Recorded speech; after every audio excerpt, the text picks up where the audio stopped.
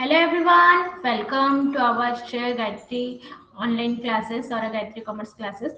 और students, next lecture में हमने जो माइंड मैप का लेक्चर्स किए थे उसके अंदर हमने इम्पोर्टेंस ऑफ मैनेजमेंट क्या है, ठीक है, इम्पोर्टेंस ऑफ मैनेजमेंट क्या है उसके ऊपर हमने जाना था कि उसके सारे जो पॉइंट्स है उसके ऊपर डिस्कशन किए थे। आई होप कि मैंने आगे का जितना भी आपको समझाया है वो प्रॉपर वे में समझ में आया होगा। Okay, now we start a topic about management और एडमिनिस्ट्रेशन। भाई मैनेजमेंट किस तरीके से किया जाता है और एडमिनिस्ट्रेशन क्या है।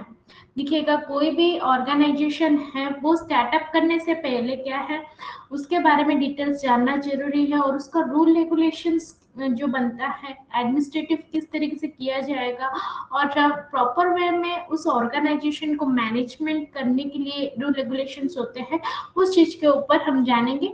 तो आज का टॉपिक जो है मैनेजमेंट किसे कहते हैं और एडमिनिस्ट्रेशन किसे कहते हैं उसके ऊपर हम डिटेल्स में देखेंगे। ठीक है, तो यहाँ पे देखिएगा मैनेजमेंट और एडमिनिस्ट्रेशन के अंदर 3 पॉइंट दिए गए हैं, 3 पॉइंट्स। ओके, फर्स्ट में क्या बताया गया है, मैनेज एडमिनिस्ट्रेशन जो है वो एवव है, मैनेजमेंट से एवव है। पहले मतलब एडमिनिस्ट्रेशन आता है फिर जाकर के मैनेजमेंट आता है, इस तरीके से। सेकंड पॉइंट क्या बताएगा, मैनेजमेंट क्या है, एडमिनिस्ट्रेशन से एवब है। पहले मैनेजमेंट आता है फिर एडमिनिस्ट्रेशन आता है। और तीसरे पॉइंट में क्या बताएगा, मैनेजमेंट जो है और एडमिनिस्ट्रेशन दोनों ही सेम है। तो ये जो 3 टॉपिक बताया गया है बिजनेस को चलाने के लिए, मैनेजमेंट प्रॉपर वे में करने के लिए क्या इसका रोल है। देखिएगा, पहला पहला क्या है ना, मैनेजमेंट और एडमिनिस्ट्रेशन जो है ना, ये जो दोनों वर्ड्स आप देख रहे हो, मैनेजमेंट और एडमिनिस्ट्रेशन, ये तो है ना कंट्रोवर्शियल है, ठीक है, एक दूसरे के साथ कनेक्टेड है और ये कंट्रोवर्शियल है। नेचर बाय नेचर, नेचर दोनों ही कंट्रोवर्शियल है, मैनेजमेंट और एडमिनिस्ट्रेशन, ठीक है, एक दूसरे के साथ कंपटीशन लगा रहता है, कहाँ पे मैनेजमेंट यूज होता है और कहाँ पे एडमिनिस्ट्रेशन यूज होता है। बट हर एक ऑर्गेनाइजेशन के अंदर ये दोनों ही इंपॉर्टेंट रहते हैं, विदाउट प्रॉपर मैनेजमेंट और एडमिनिस्ट्रेशन के बिना काम नहीं हो सकता है। अच्छा, तो फर्स्ट पॉइंट में यहाँ पे क्या बताएगा, भाई एडमिनिस्ट्रेशन इज एवब मैनेजमेंट। एडमिनिस्ट्रेशन क्या है, एवो मैनेजमेंट से एवो। भाई देखिएगा, ये जो मैनेजमेंट और एडमिनिस्ट्रेशन है ये डिफरेंट मीनिंग इनका डिफरेंट है, और बट हर एक जगह पे यहाँ ऑर्गेनाइजेशन के अंदर काम पे आता है, ठीक है। सब make a distinguish between the two, और दोनों क्या है डिस्टिंग्विश मतलब किया जाता है, और कहीं पे इन दोनों के अंदर डिफरेंस भी रहता है, और कई जगह पे ऐसा है कि मैनेजमेंट और एडमिनिस्ट्रेशन को सेम माना जाता है। उसी तरीके से यहाँ पे 3 पॉइंट बताया गया। पहले पॉइंट में क्या बताया गया, भाई एडमिनिस्ट्रेशन जो है वो है मैनेजमेंट से।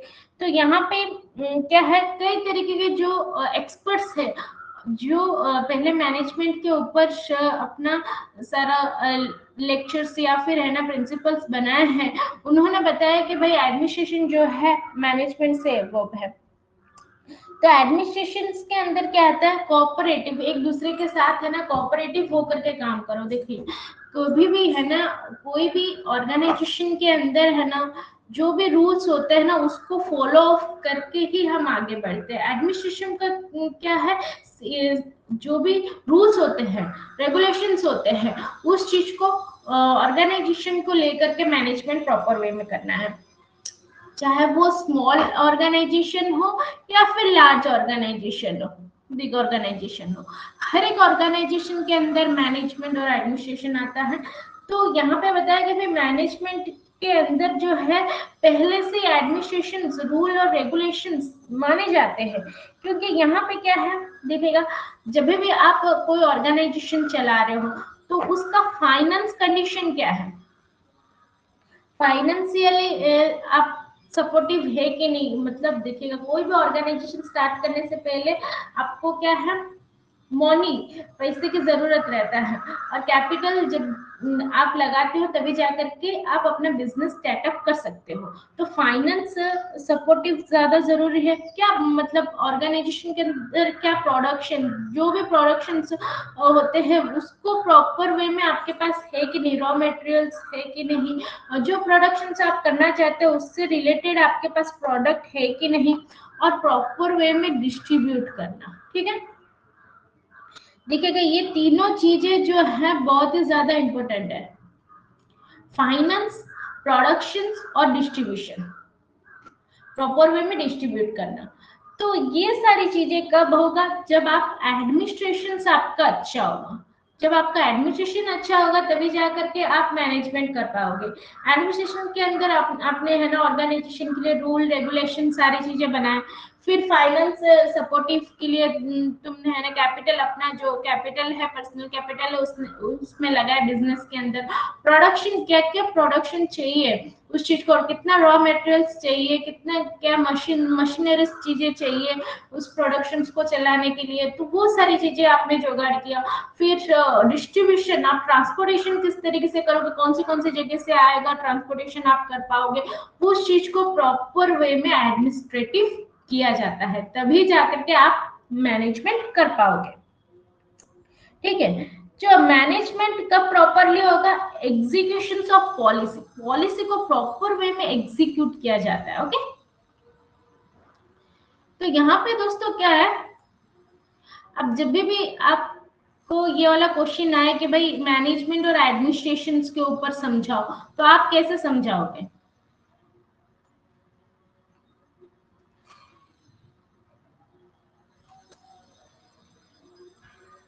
देखिएगा यहाँ पे जो है मैसेज कर दीजिएगा बच्चा, हाँ मैसेज कर दीजिएगा उसके ऊपर। ओके, तो यहाँ पे देखिएगा जो एडमिनिस्ट्रेशन आप कर रहे हो हर एक चीज की प्रॉपर वे में कोऑपरेटिव पॉलिसीज बना रहे हो, रूल्स और रेगुलेशंस बना रहे हो, और फाइनेंस आपका सपोर्टिव अच्छा है, और प्रोडक्शन आप कर सकते हैं, डिस्ट्रीब्यूशन आप कर सकते हैं, भाई उस चीज को प्रॉपर वे में मैनेजमेंट करना है। एडमिनिस्ट्रेशन और मैनेजमेंट है ना एक दूसरे के साथ कनेक्शन है। ठीक है, एक दूसरे के साथ कनेक्टेड है, जहां पे एडमिनिस्ट्रेशन है वहां पे मैनेजमेंट होगा, जहां पे मैनेजमेंट है वहां पे एडमिनिस्ट्रेशन होगा। ठीक है, management of proper is considered with the executions of policies within the limits set up by administrations। ठीक है, मैनेजमेंट कब प्रॉपरली होगा, जहां पे मतलब एग्जीक्यूशन, पॉलिसी एग्जीक्यूशन आप अच्छी तरीके से कर पा रहे हो, जो काम को आप प्रॉपर वे में कर पा रहे हो, जो भी पॉलिसीज है उसको आप प्रॉपर वे में कर पा रहे हो, तभी जाकर के मैनेजमेंट आप कर पाओगे।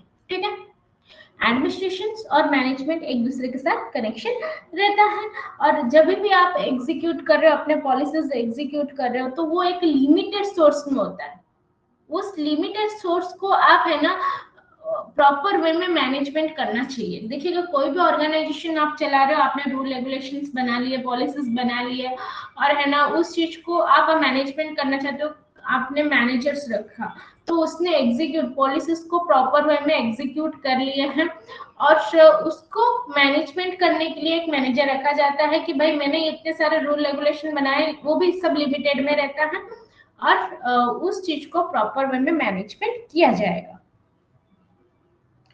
तो एडमिनिस्ट्रेशन क्या है, बहुत ही ज्यादा ब्रॉड है।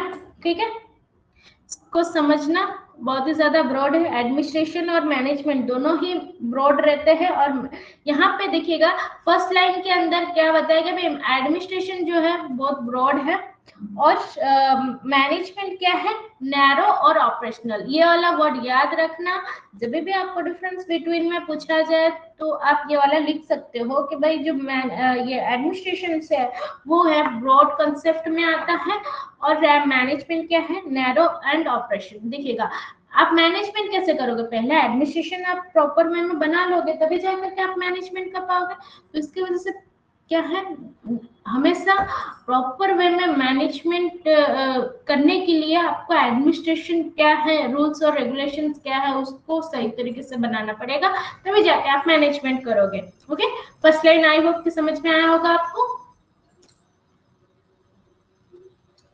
अच्छा, तो यहाँ पे देखो, ये वाला जो है हमने एडमिनिस्ट्रेशन के ऊपर किया था। तो पहले लाइन में भाई बताया कि भाई मैनेजमेंट क्या है, वो मैनेज ये एडमिनिस्ट्रेशन से वो पहले एडमिनिस्ट्रेशन आएगा, बाद में मैनेजमेंट है। तो दूसरे पॉइंट में क्या बताया कि भाई मैनेजमेंट क्या है एडमिनिस्ट्रेशन से वो मैंने पहले बताया कि भाई एडमिनिस्ट्रेशन और मैनेजमेंट एक दूसरे के साथ कनेक्शन रखते हैं। तो यहाँ पे दूसरे एक्सपर्ट्स ने क्या बताया गया कि भाई मैनेजमेंट क्या है, रूल मेकिंग है। ओके, मैनेजमेंट क्या है, रूल मेकिंग। मैनेजमेंट थ्रू आप अपने रूल्स और रेगुलेशंस बनाते हो, प्रॉपर वे में प्लानिंग करते हो क्या करना है क्या नहीं करना है, फिर जाके एग्जीक्यूट करते हो उस प्लानिंग को। व्हेनेवर मैनेजमेंट क्या है, करंट प्रॉब्लम्स, जितने भी करंट प्रॉब्लम्स अराइजेस होते हैं, ठीक है, ऑर्गेनाइजेशन के अंदर कई तरीके के प्रॉब्लम्स क्रिएटेड होते हैं, तभी जाकर के आप क्या करोगे, पॉलिसीज, जितने भी ऑर्गेनाइजेशन के अंदर पॉलिसीज बने होंगे उसको प्रॉपर वे में यूज करोगे। तो आपने रूल्स रेगुलेशंस बनाए, रूल्स बनाए, रूल मेकिंग प्रोसेस है मैनेजमेंट, ठीक है, रूल्स बना लिए, और प्रॉब्लम को सॉर्ट आउट करने के लिए ही आप ऑर्गेनाइजेशन के अंदर क्या करोगे, उस चीज को अप्लाई करोगे, जो भी रूल्स बना है उसको आप अप्लाई करोगे। जैसे कि है ना, देखिएगा फर्स्ट पॉइंट में बताया गया है एडमिनिस्ट्रेशन जो है ब्रॉड है और मैनेजमेंट नैरो और ऑपरेशनल है। बट यहाँ पे क्या बताया गया है, मैनेजमेंट जो है एडमिनिस्ट्रेशन से अबव है।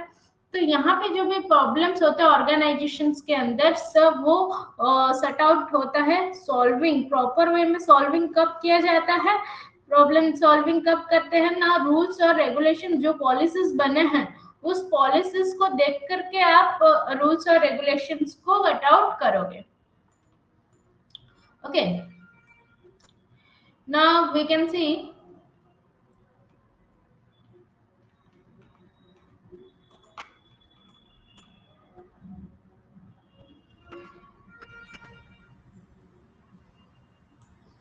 देखो यहाँ पे आपको जो है मैनेजमेंट रूल मेकिंग प्रोसेस है, और ये एक वाइडर टर्म है, ठीक है, मैनेजमेंट को जितना समझो उतना कम है। मैनेजमेंट क्या है, एक वाइडर टर्म है जिसके द्वारा हमारा जो मैनेजमेंट में रूल मेकिंग, कई तरीके के रूल्स बनाए जाते थे, एनफोर्सिंग किया जाता है, ठीक है, उसको ढाला जाता है कि कहीं कहीं पे चेंजेस भी आते हैं। चेंजेस किसके द्वारा, अगर आपने मैनेजमेंट किया होगा प्रॉपर वे में, तो सिचुएशंस वाइज, जो भी सिचुएशंस है उस सिचुएशंस वाइज क्या है, मैनेजमेंट चेंज होगा, ठीक है। जब भी जो भी सिचुएशंस आते हैं उससे रिलेटेड रूल्स और रेगुलेशंस पॉलिसीज बनाए जाएंगे और एनफोर्सिंग किए जाएंगे, और नए रूल्स जो है फॉलो अप किए जाते हैं मैनेजमेंट के अंदर। इसके लिए है ना, एडमिनिस्ट्रेशन से मैनेजमेंट है जो है वाइडर कंसेप्ट है, और यहाँ पे हर एक चीज मैनेजमेंट कहाँ पे अप्लाई होता है ना, टॉप लेवल में। याद रखना, मैनेजमेंट जो है टॉप लेवल में, टॉप लेवल प्रॉपर वे में प्लानिंग करके देगा, पॉलिसीज बनाएगा, तभी जा करके नीचे के जो मिडिल लेवल है और लोअर लेवल है वो काम करेंगे, नहीं तो नहीं कर पाएंगे, ठीक है। तो यहाँ पे क्या है, हमारा जो प्रोसेस है वो कहाँ से कहाँ जाता है ना, टॉप से डाउनवर्ड जाता है, ठीक है, लोअर लेवल को जाता है। और यहाँ पे जो काम है एग्जीक्यूट प्रॉपर वे में किया जाता है, एग्जीक्यूशन प्रॉपर वे में किया जाता है। तो टॉप और मिडिल, टॉप और लोअर लेवल के अंदर मिडिल लेवल जो है वो ट्रांसपोर्ट, अपना जो मैसेज है वो ट्रांसपोर्ट करने का काम करता है। Administration is a lower level. Administration क्या है, लोअर लेवल में काम आता है, क्योंकि देखिएगा जहाँ पे रूल्स रेगुलेशन और जो प्लानिंग प्रॉपर वे में बनाने के बाद ही आप एडमिनिस्ट्रेशन कर पाओगे। पहले में क्या बताया कि भाई एडमिनिस्ट्रेशन करने के लिए क्या है, पहले रूल्स और रेगुलेशंस बनाओ फिर जाकर मैनेजमेंट करो। और दूसरे पॉइंट में क्या बताया कि मैनेजमेंट पहले प्रॉपर वे में करने के लिए आपको एडमिनिस्ट्रेशन का हेल्प रहता है, और हम एडमिनिस्ट्रेशन जो है मैनेजमेंट से एवब रहता है। और सेकंड पॉइंट में बताया गया मैनेजमेंट जो है एडमिनिस्ट्रेशन से एवब रहता है। तो उसी तरीके से जो भी रूल्स और रेगुलेशंस चेंजेस आते हैं, रूल्स रेगुलेशंस बनाए जाते हैं ऑर्गेनाइजेशन के अंदर, और टॉप लेवल से लोअर लेवल के अंदर हमारा जो मैसेज है, रूल्स और रेगुलेशंस है, वो प्रॉपर वे में ट्रांसपोर्ट होता है। ओके, थर्ड में क्या बताया गया भाई, management administration are same. Management और एडमिनिस्ट्रेशन जो है एक समान है और एक दूसरे के साथ कनेक्टेड रहते हैं, और according to both terms are the same, दोनों ही सेम रहते हैं। ठीक है, यहाँ पे बताया गया भाई दोनों ही सेम है। भाई मैनेजमेंट करना जो है, एडमिनिस्ट्रेशन करना वही है। आप कभी भी किसी को काम दे रहे हो किसी चीज के अंदर, तो उसका क्या है, रेस्पॉन्सिबिलिटीज बनता है। जैसे कि सूरज ने एक कंपनी खोला है और उस कंपनी के अंदर 50 एम्प्लॉयज काम कर रहे हैं, तो वो उनको किस तरीके से मैनेजमेंट करेगा और अपना जो रूल्स रेगुलेशंस पॉलिसीज हैं उस चीज को फॉलो अप करके वो अपने ऑर्गेनाइजेशन के जितने भी एम्प्लॉयज हैं उनको किस तरीके से काम करवाएगा, वो ज्यादा मेन रहता है। तो उसी तरीके से वो प्रॉपर वे में मैनेजमेंट और एडमिनिस्ट्रेशन दोनों को लेकर के चलेगा। तो यहाँ पे वही चीज बताया गया भाई, मैनेजमेंट और एडमिनिस्ट्रेशन जो है सेम है। पहले पॉइंट में बताया गया भाई जो ये एडमिनिस्ट्रेशन है मैनेजमेंट से एबव रहता है, और मैनेजमेंट जो है एडमिनिस्ट्रेशन से एबव रहता है। और यहाँ पे लास्ट पॉइंट में बताया गया है कि भाई मैनेजमेंट और एडमिनिस्ट्रेशन दोनों ही सेम है, और ये हमेशा कंट्रोवर्शियल पोजीशंस में रहते हैं, क्योंकि कहीं पे मैनेजमेंट ज्यादा पड़ जाता है तो कहीं पे एडमिनिस्ट्रेशन ज्यादा पड़ जाता है। बट है तो ये दोनों किसके लिए बनाए जाते हैं, ऑर्गेनाइजेशन का बेनिफिट्स के लिए बनाए जाते हैं, ताकि इसके अंदर जो 5 फंक्शंस है हमारा, 5 फंक्शंस है मैनेजमेंट का, planning, organising, staffing, directing, controlling, ये सारी चीजें प्रॉपर वे में हम बना सकते हैं। ओके, तो यहाँ आप इस तरीके से काम कर सकते हो। और दूसरा क्या है ना, एडमिनिस्ट्रेशन और लोअर, देखिएगा जब भी आपको मैनेजमेंट और एडमिनिस्ट्रेशन के ऊपर पूछा जाए तो आप ये 3 पॉइंट एक्सप्लेनेशन अपने वर्ड से कीजिएगा। दूसरा क्या है, आप डायग्राम बना सकते हो जिससे टॉप लेवल, मिडिल लेवल और लोअर लेवल का, और किस तरीके से जो मैसेज जो है फॉरवर्ड होता है और किस तरीके से बातचीत हो पाता है, उसके बारे में भी आप एक्सप्लेनेशन दे सकते हो। ओके, 6 पॉइंट हम देखेंगे, नेचर ऑफ मैनेजमेंट क्या है भाई, नेचर क्या है, मैनेजमेंट का नेचर क्या है, मैनेजमेंट के अंदर क्या क्या जरूरी रहता है और उसका नेचर क्या है, उसके द्वारा क्या बेनिफिट्स होता है। Management as a science, management क्या है, एक साइंस है, कहीं पे एक्सपेरिमेंट एक्सपीरियंस को लेकर के काम किया जाता है, इसके लिए मैनेजमेंट क्या है, एक साइंस है। Management as an art, management एक कला है, आर्ट है, जिसके द्वारा लोगों को बहुत सारी बेनिफिट्स मिलता है। तीसरा क्या है, मैनेजमेंट और science as well as an art, management के अंदर साइंस भी है और आर्ट भी है। जिस तरीके से यहाँ पे पॉइंट बताया गया लास्ट में कि भाई मैनेजमेंट और एडमिनिस्ट्रेशन दोनों सेम है, तो नेचर ऑफ मैनेजमेंट के अंदर भी साइंस और आर्ट दोनों ही एज वेल एज सेम रहते हैं। और management as a profession, management क्या है, एक प्रोफेशन है। तो इसके बारे में वन बाय वन हम जानेंगे। पहला पॉइंट यहाँ पे देखते हैं ना, management as a science, management क्या है, एक साइंस है। इसके अंदर क्या क्या पॉइंट्स आते हैं, साइंस क्यों कहा गया है भाई, मैनेजमेंट को साइंस क्यों कहा गया है, ये देखो यहाँ पे 5 पॉइंट बताए गए हैं, वो हम देखेंगे। Systemised body of knowledge, management क्या है, एक सिस्टमाइज्ड बॉडी ऑफ नॉलेज है, जिसके द्वारा कई तरीके के नॉलेज आप गेन करते हो, उस चीज को समझते हो मैनेजमेंट क्या है। अगर आप मैनेजमेंट को समझना चाहते हो तो आपको उस चीज के ऊपर नॉलेज भी होना चाहिए प्रॉपर वे में कि मैनेजमेंट किस तरीके से किया जाएगा। ओके, सेकंड पॉइंट क्या है, कंटिन्यूस ऑब्जर्वेशन, कंटिन्यूसली आप इस चीज को ऑब्जर्वेशन करोगे प्रॉपर वे में। थर्ड क्या है, principle based on repeated experience, experiment, sorry, repeated experiment, जो भी एक्सपेरिमेंट किया जाता है उस चीज को प्रिंसिपल प्रॉपर वे में बनाया जाता है, और रिपीटेड एक्सपेरिमेंट, जो भी एक्सपेरिमेंट आपने किया है उससे रिलेटेड प्रिंसिपल्स बनाए जाते हैं। ठीक है। यूनिवर्सल वैलिडिटी, यूनिवर्सली वैलिडिटी हमें मिलता है जिसके द्वारा हमें क्या है, हर एक छोटे बड़े डेली यूज लाइफ के अंदर जो है मैनेजमेंट एज अ साइंस काम में आता है। और रिफ्लेक्शंस इन पॉसिबल, रिफ्लेक्शन से इन पॉसिबल्स के अंदर क्या होता है ना, साइंटिस्ट जो भी एक्सपीरियंस करते हैं, देखिएगा मैंने अभी सूरज को एक काम दिया है और नितेश को एक काम दिया है, ठीक है, वही काम है, एक ही काम है और दोनों को मैंने दिया गया है, बट सब दोनों का एक्सपीरियंस अलग अलग रहेगा। तो उसी तरीके से साइंस के अंदर भी जब भी कोई साइंटिस्ट एक चीज के ऊपर एक्सपेरिमेंट कर रहा है तो दोनों का रिजल्ट अलग आता है, बट क्वेश्चंस वही सेम रहते हैं। एक्सपेरिमेंट, उनका जो एक्सपेरिमेंट करने का तरीका होता है वो अलग अलग हो सकता है, बट डाटा जो है उन्होंने जो भी कलेक्ट किया है ना आंसर, वो हमेशा सेम ही आएगा। सॉरी डेट लिखा, ओके। डाटा जो है वो हमेशा सेम ही आएगा।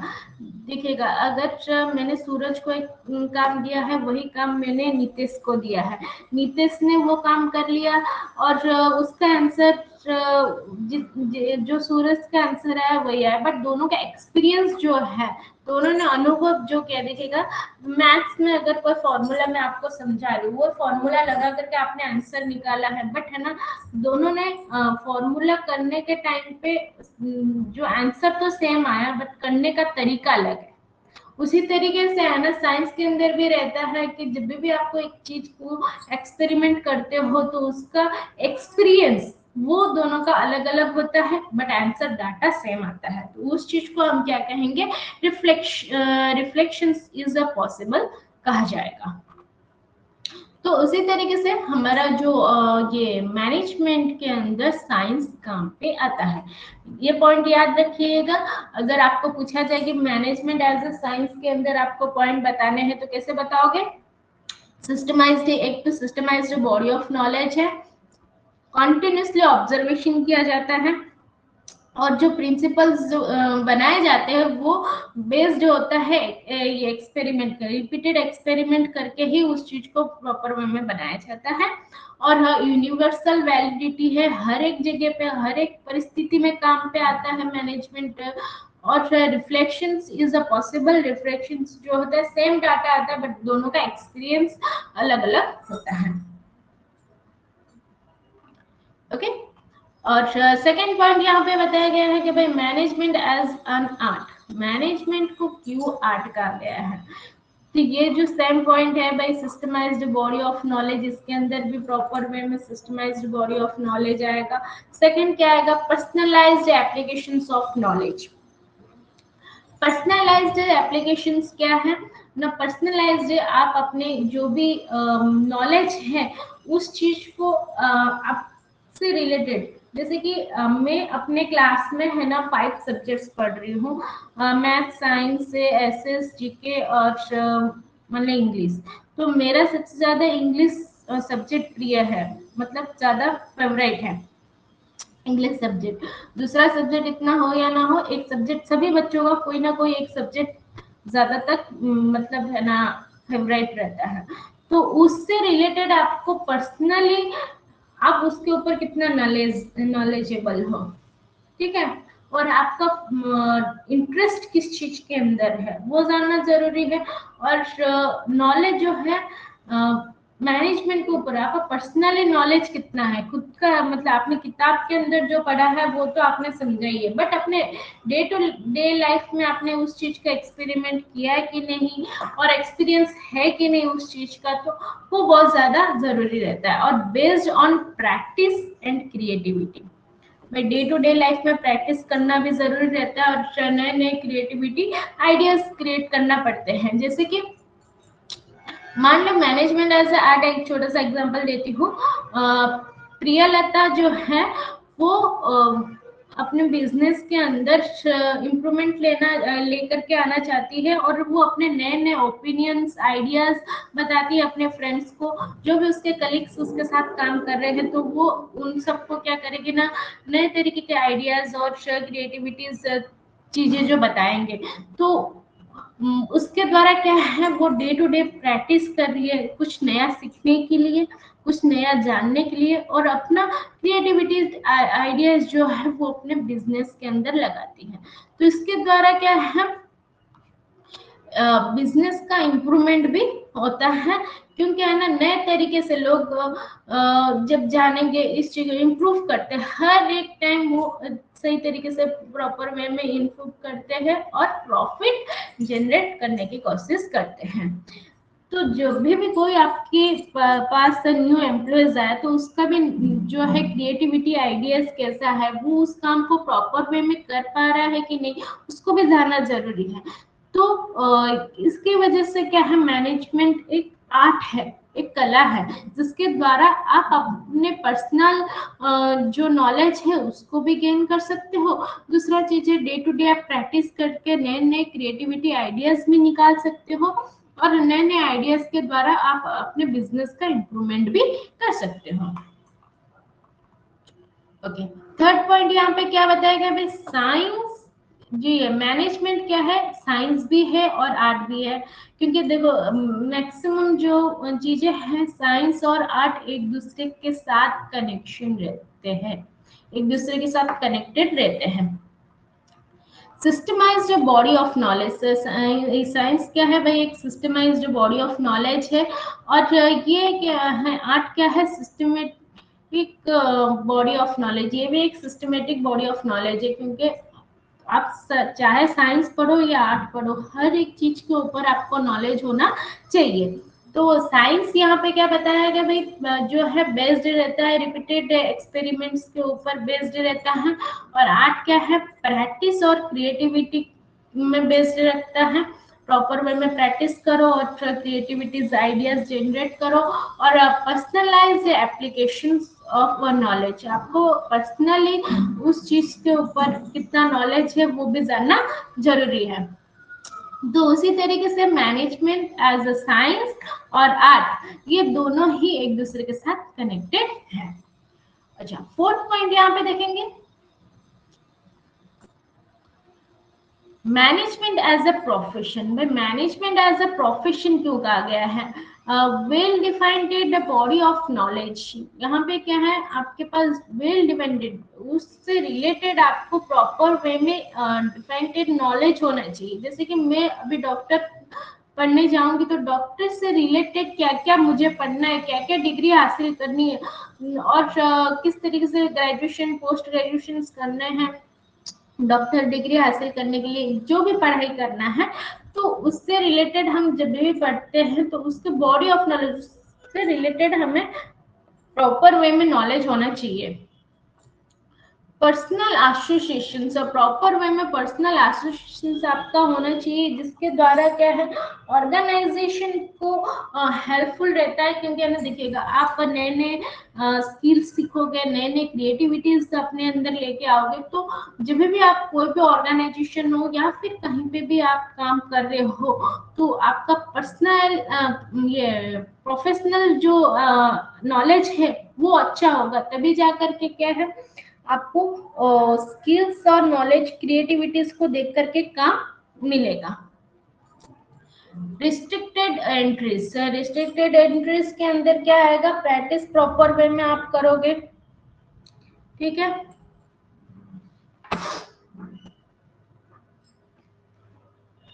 देखिए पर्सनल जो है, पर्सनल एसोसिएशन जो है और रिस्ट्रिक्टेड एंट्री, ये दोनों एक दूसरे के साथ कनेक्टेड रहते हैं।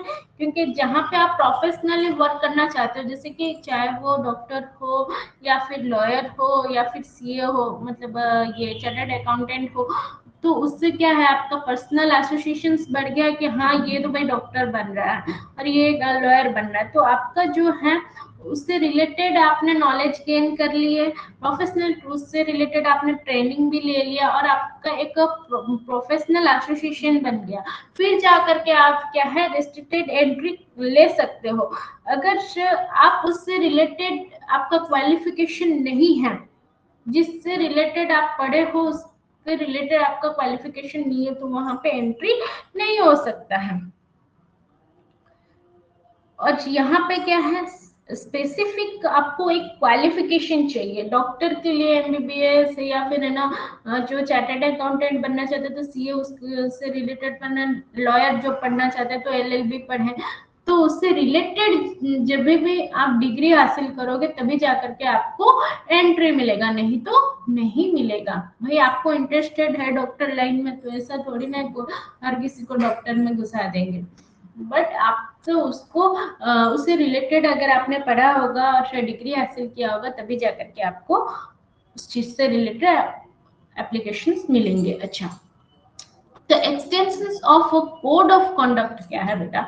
कोड ऑफ कंडक्ट के अंदर क्या आएगा ना, कई तरीके के काम जो होते हैं आप उस चीज को ऑनेस्टली कर पा रहे हो कि नहीं, रूल रेगुलेशन फॉलो अप कर पा रहे हो कि नहीं।